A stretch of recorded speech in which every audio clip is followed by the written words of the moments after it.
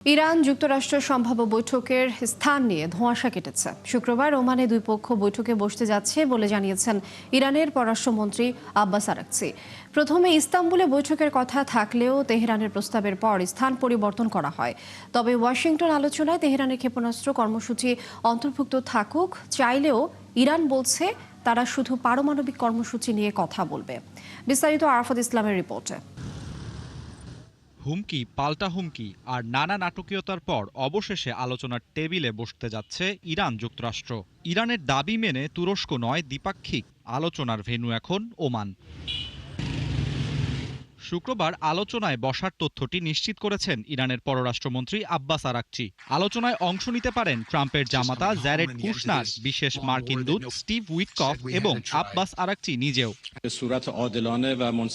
তবে আলোচনায় ছাড় দিতে নারাজ ইরান। তেহরানের দাবি তারা তাদের ব্যালিস্টিক ক্ষেপণাস্ত্র কর্মসূচি নিয়ে কোনো ছাড় দেবে না। ইরান চায় যুক্তরাষ্ট্রের সঙ্গে কেবল পারমাণবিক কর্মসূচি নিয়ে আলোচনা করতে। অন্যদিকে যুক্তরাষ্ট্রের চাওয়া ইরানের ক্ষেপণাস্ত্রে লাগাম টানা। একই সাথে মধ্যপ্রাচ্যে ইরান সমর্থিত সশস্ত্র গোষ্ঠীগুলোর কর্মকাণ্ড নিয়ন্ত্রণ করা। এদিকে ইরানের সুপ্রিম লিডার আয়াতুল্লাহ আলী খামেনিকে ট্রাম্প হুমকির সুরে বলেন, আলোচনা না হলে চিন্তিত হওয়া উচিত।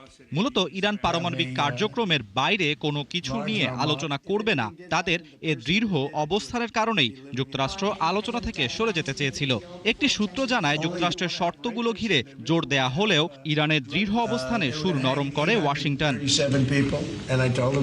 তবে আঞ্চলিক মধ্যস্থতাকারী দেশগুলোর দৃষ্টিভঙ্গি ভিন্ন। তাদের মতে এই মুহূর্তে তারা আলোচনার টেবিলে না থাকলেও সমঝোতা চায় আরব দেশগুলো। একাধিক সূত্রের মতে এখন যে পরিকল্পনা নিয়ে কাজ চলছে তা কোনো অস্থায়ী সমঝোতা নয়, বরং একটি পূর্ণাঙ্গ চুক্তির রোডম্যাপ। ওয়াশিংটন এখনও কৌশলগত অনিশ্চয়তা বজায় রেখেছে। বিশ্লেষকদের মতে মধ্যপ্রাচ্যে যুদ্ধের শঙ্কা উড়িয়ে দেওয়ার সুযোগ নেই। ইরানের সমৃদ্ধ ইউরেনিয়ামের মজুদ কমানোর উদ্যোগও বিরোধ মেটাতে পারছে না। সবচেয়ে বড় অমীমাংসিত বিষয় ইরানের ব্যালিস্টিক ক্ষেপণাস্ত্র কর্মসূচি এবং আঞ্চলিক প্রতিরোধ কৌশল। আর সেখানেই দর কষাকষি করতে চায় যুক্তরাষ্ট্র। আর ইরানও এমন কোনো সমঝোতা চায় না যা একটিমাত্র প্রেসিডেন্সির উপর নির্ভরশীল। আরাফাত ইসলাম, ৭১। যুক্তরাষ্ট্রের মধ্যস্থতায় আবুধাবিতে শুরু হওয়া ইউক্রেন রাশিয়া শান্তি আলোচনার প্রথম দিন ফলপ্রসূ হয়েছে বলে উল্লেখ করেছেন ইউক্রেনীয় ও রুশ কর্মকর্তারা। বৈঠকে কিয়েভের পক্ষে প্রধান আলোচক রুস্তেম উমেরভ বুধবার দুই দেশের কর্মকর্তাদের বরাত দিয়ে একথা জানান। এর আগে রুস্তেম উমেরভ সামাজিক যোগাযোগ মাধ্যম ফেসবুকে দেওয়া এক পোস্টে জানান, প্রথমে ত্রিপক্ষীয় বৈঠক হচ্ছে এবং পরে নির্দিষ্ট ইস্যু ভিত্তিক আলাদা আলাদা গ্রুপে আলোচনা চলবে। তিনি জানান, প্রেসিডেন্ট ভলোদিমির জেলেনস্কি স্পষ্ট নির্দেশনার আলোকে সম্মানজনক ও স্থায়ী শান্তি অর্জনের লক্ষ্যে কাজ করা হচ্ছে। এর আগে গত ২৩ ও ২৪ জানুয়ারি আবুধাবিতে যুক্তরাষ্ট্রের মধ্যস্থতায় রাশিয়া ও ইউক্রেনের প্রথম দফা আলোচনা হয়। সেই আলোচনাকে গঠনমূলক বলে উল্লেখ করেছিল কিয়েভ ও ওয়াশিংটন। তবে মস্কো জানিয়েছিল আলোচনা ইতিবাচকভাবে শুরু হলেও সামনে এখনও অনেক কাজ বাকি। ইউক্রেন রাজধানী কিয়েভ সহ বিভিন্ন অঞ্চলের বিদ্যুৎ কেন্দ্র ও গুরুত্বপূর্ণ অবকাঠামোতে ফের হামলা চালিয়েছে রাশিয়া। যুক্তরাষ্ট্রের প্রেসিডেন্ট ডোনাল্ড ট্রাম্প ঘোষিত এক সপ্তাহের যুদ্ধবিরতির সময় শেষ হতেই রাশিয়া এই হামলা শুরু করল। হামলায় ইউক্রেনের ব্যাপক ক্ষয়ক্ষতি হয়েছে বলে জানিয়েছেন প্রেসিডেন্ট ভলোদিমির জেলেনস্কি। তিনি জানান, জ্বালানি অবকাঠামো লক্ষ্য করে রাশিয়ার প্রাণঘাতী হামলার পর কিয়েভে বিদ্যুৎ ফিরিয়ে আনতে ২০০-রও বেশি কর্মী কাজ করছে। দ্রুজকিভকা শহরে বোমা হামলায় ৭ জন নিহত এবং ১৫ জন আহত হয়েছে বলেও জানা গেছে। ইউক্রেনীয় বিমান বাহিনী জানিয়েছে, বুধবার ভোরেও দেশটিতে ১০০টির বেশি ড্রোন হামলা চালিয়েছে রাশিয়া। রাশিয়ার সঙ্গে চলমান যুদ্ধে নিজেদের ৫৫,০০০ সৈন্য নিহতের খবর জানালো ভলোদিমির জেলেনস্কি। ফ্রান্সের গণমাধ্যমে দেওয়া এক সাক্ষাৎকারে এই তথ্য জানান তিনি বলেন, যুদ্ধে নিহত সৈন্যরা যে আত্মত্যাগ করেছে তা জাতি মনে রাখবে। একই সাথে তিনি আরও বলেন, হতাহতের সংখ্যা অনেক, যার বেশিরভাগের তথ্য নেই ইউক্রেন সরকারের কাছে।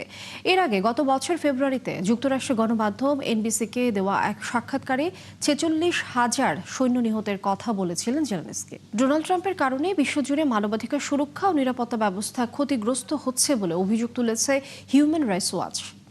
বুধবার যুক্তরাষ্ট্রভিত্তিক মানবাধিকার সংস্থাটি জানায়, যুক্তরাষ্ট্রের প্রেসিডেন্ট ডোনাল্ড ট্রাম্পের অব্যাহত চাপ এবং চীন ও রাশিয়ার ধারাবাহিক অবমূল্যায়নের ফলে নিয়মভিত্তিক আন্তর্জাতিক ব্যবস্থা ভেঙে পড়ছে। এই সঙ্গে সঙ্গে মানবাধিকার রক্ষাকারীরা যে কাঠামোর ওপর ভর করে মানদণ্ড এগিয়ে নেওয়া ও স্বাধীনতা সুরক্ষার কাজ করছিলেন সেটিও ধ্বংসের মুখে পড়ছে। এই প্রবণতার বিরুদ্ধে দাঁড়াতে হলে সামাজিক আন্দোলন, নাগরিক সমাজ ও আন্তর্জাতিক প্রতিষ্ঠানগুলোর একসাথে মিলিত হয়ে একটি কৌশলগত জোট গড়ে তুলতে হবে বলেও জানায় সংস্থাটি। বর্তমান মার্কিন প্রেসিডেন্ট সরকারের জবাবদিহি কমিয়ে দিয়েছেন বলে অভিযোগ তোলা হয় প্রতিবেদনে। মিনেসোটা অঙ্গরাজ্য থেকে কেন্দ্রীয় অভিবাসন নীতি প্রয়োগের দায়িত্বে থাকা 700 এজেন্টকে প্রত্যাহার করে নিচ্ছে মার্কিন প্রেসিডেন্ট ডোনাল্ড ট্রাম্পের প্রশাসন। তবে এরপরও মধ্য পশ্চিমের অঙ্গরাজ্যটিতে প্রায় 2000 এজেন্ট থাকছে বলে জানিয়েছে হোয়াইট হাউস। বৈধ কাগজপত্রহীন অভিবাসীদের আটক ও তাদের যুক্তরাষ্ট্র থেকে বের করে দিতে মিনেসোটার মিনিয়াপলিস ও এর আশপাশে ট্রাম্প কয়েক হাজার সশস্ত্র অভিবাসন কর্মকর্তা মোতায়েন করার পর থেকেই শহরটি বিক্ষুব্ধ হয়ে ওঠে।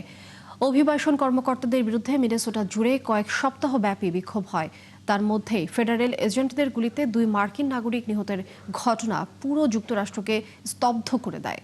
এদিকে মিনিয়াপলিস ও বেশ কিছু শহর পুলিশ সহ তাদের কর্মীদের লোকজনের নাগরিকত্ব সম্বন্ধে জিজ্ঞাসাবাদ এবং ফেডারেল অভিবাসন কর্মকর্তাদের সহযোগিতা থেকে বিরত থাকতে নির্দেশ দিয়েছে। মার্কিন প্রেসিডেন্ট ডোনাল্ড ট্রাম্পকে তাইওয়ানে অস্ত্র সরবরাহের ক্ষেত্রে সতর্ক ও বিচক্ষণ থাকার আহ্বান জানিয়েছেন চীনের প্রেসিডেন্ট শি জিনপিং। বুধবার ট্রাম্পের সাথে ফোনালাপে এ পরামর্শ দেন তিনি। শি জিনপিং বলেছেন, ওয়াশিংটনের সঙ্গে সম্পর্ককে তিনি অত্যন্ত গুরুত্বের সঙ্গে দেখেন এবং আশা করেন উভয় দেশ পারস্পরিক পার্থক্য আলোচনার মাধ্যমে সমাধান করবে। তাইওয়ান প্রসঙ্গে তিনি আরও বলেছেন, স্বশাসিত এই দ্বীপটি চীনের ভূখণ্ড এবং এর সার্বভৌমত্ব, ভৌগোলিক অখণ্ডতা রক্ষা করা চীনের দায়িত্ব। তাইওয়ানে অস্ত্র বিক্রির বিষয়টি যুক্তরাষ্ট্রকে অত্যন্ত সতর্কতার সঙ্গে বিবেচনা করতে হবে। অন্যদিকে ট্রাম্প জানিয়েছেন, বুধবারে ফোনালাপে তাইওয়ানের পাশাপাশি ইউক্রেন যুদ্ধ, ইরান পরিস্থিতি এবং যুক্তরাষ্ট্র থেকে চীনের তেল ও গ্যাস কেনা নিয়েও আলোচনা হয়েছে। লিবিয়ার প্রয়াত নেতা মুয়াম্মার গাদ্দাফির সন্তানদের মধ্যে সবচেয়ে আলোচিত ছিলেন সাইফ আল ইসলাম গাদ্দাফি। মঙ্গলবার দেশটির পশ্চিমাঞ্চলের শহর জিনতানে তাকে গুলি করে হত্যা করা হয়। 53 বছর বয়সী সাইফ আল ইসলাম ছিলেন গাদ্দাফির দ্বিতীয় ছেলে। 2011 সাল থেকে তিনি লিবিয়ার পশ্চিমাঞ্চলীয় শহর জিনতানে ছিলেন। শুরুতে কারাবন্দী থাকলেও 2017 সালের পর তিনি মুক্তি পান। সেই সময় থেকেই তিনি রাজনীতিতে ফেরার পরিকল্পনা করছিলেন। সৃষ্টি ঘটকের রিপোর্ট। 2011 সালে মুয়াম্মার গাদ্দাফির বিরুদ্ধে গণ অভ্যুত্থানের আগে বহু মানুষের চোখে সাইফ আল ইসলাম ছিলেন তার বাবার সম্ভাব্য উত্তরসূরি এবং লিবিয়ার দ্বিতীয় সর্বাধিক ক্ষমতাধর ব্যক্তি। আরব বসন্তের সময় লিবিয়ায় যে সহিংসতা ছড়িয়ে পরে তা গৃহযুদ্ধে রূপ নেয়। সেই সময়ে সাইফ আল ইসলাম গুরুত্বপূর্ণ চরিত্র হয়ে উঠেছিলেন। তার বিরুদ্ধে বাবার শাসনের বিরোধীদের ওপর নির্যাতন ও চরম সহিংসতা চালানোর একাধিক অভিযোগ ওঠে।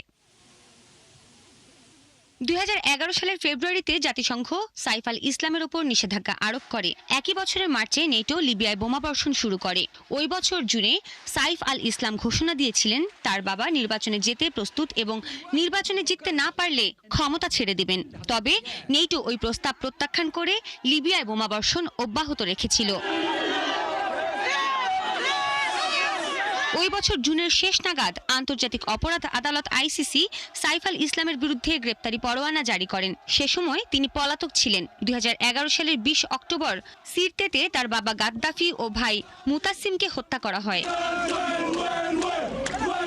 2011 সালের অভ্যুত্থানের সময় সংগঠিত যুদ্ধাপরাধের অভিযোগে সাইফ আল ইসলামকে দেশে ফেরানোর দাবি জানানো হয়। তার প্রত্যাবর্তনের দাবিতে আইসিসির সঙ্গে দীর্ঘ আলোচনার পর লিবিয়ার কর্মকর্তাদের লিবিয়াতেই তার বিচারের ক্ষমতা দেয়া হয়। 2014 সালে সাইফ আল ইসলাম জিনতান কারাগারে থেকে ভিডিও কলের মাধ্যমে ত্রিপোলিতে আদালতে হাজির হন। শুনানির পর 2015 সালের জুলাই মাসে ত্রিপোলির আদালত তার অনুপস্থিতিতে তাকে মৃত্যুদণ্ডের সাজা দেন। তবে 2017 সালে জিনতানের নিয়ন্ত্রণ নেয় আবু বকর আল সিদ্দিক ব্যাটালিয়ন নামের একটি মিলিশিয়া দল। এরপর লিবিয়ায় পূর্বাঞ্চল কর্তৃপক্ষের দেয়া ক্ষমা ঘোষণার অংশ হিসেবে তাকে মুক্তি দেয়, যদিও লিবিয়ার এই কর্তৃপক্ষ আন্তর্জাতিকভাবে স্বীকৃত নয়। মুক্তির পর কয়েক বছর সাইফ আল ইসলামকে জনসম্মুখে দেখা যায়নি। তিনি আইসিসির ওয়ান্টেড তালিকায় ছিলেন। 2021 সালের নভেম্বর মাসে সাইফ আল ইসলাম প্রথমবার জনসম্মুখে হাজির হয়েছিলেন। সেবার লিবিয়ার সেভহা শহরে জনসম্মুখে এসে তিনি লিবিয়ার প্রেসিডেন্ট পদে নির্বাচনের অংশ নেওয়ার জন্য আবেদন করেন। প্রথমে সাইফ আল ইসলামকে নির্বাচনে নিষিদ্ধ করা হয়েছিল, পরে তাকে নির্বাচনে অংশগ্রহণের অনুমতি দেয়া হয়। তবে লিবিয়ার অস্থির রাজনৈতিক পরিস্থিতির কারণে শেষ পর্যন্ত সেবার নির্বাচন অনুষ্ঠিত হয়নি। সৃষ্টি ঘটক, 71। উইন্ডসরের বিলাসবহুল প্রাসাদ ছাড়লেন ব্রিটেনের সাবেক প্রিন্স অ্যান্ড্রু। পূর্ব ইংল্যান্ডের একটি রাজকীয় এস্টেটে চলে গেছেন তিনি।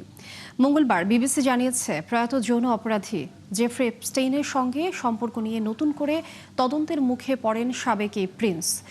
তাই চাপের মুখে এই সিদ্ধান্ত নেন তিনি। বিবিসির তথ্য মতে 65 বছর বয়সী অ্যান্ড্রু সোমবার রয়্যাল লজ ছেড়েছেন। তবে বাকিংহাম প্যালেস এ বিষয়ে কোনো মন্তব্য করতে রাজি হয়নি। এ বিষয়ে ব্রিটেনের প্রধানমন্ত্রী কিয়ার স্টারমার বলেন, এপস্টেইনের অপরাধ সম্পর্কে যা জানেন সে বিষয়ে যুক্তরাষ্ট্রের কংগ্রেসে অ্যান্ড্রুর সাক্ষ্য দেওয়া উচিত। অবশ্য অ্যান্ড্রু তার বিরুদ্ধে আনিত অভিযোগ বারবার অস্বীকার করে আসছেন। দর্শক, এই ছিল এখনকার আয়োজনে। বিশ্বের আরো নতুন কিছু খবর ও বিশ্লেষণ নিয়ে আগামীকাল সকাল 9:30 আবারও হাজির হবে বিশ্বযোগ। চোখ রাখুন একাত্তরের ফেসবুক পেজে এবং সাবস্ক্রাইব করুন একাত্তরের ইউটিউব চ্যানেল। থাকুন একাত্তরের সাথে।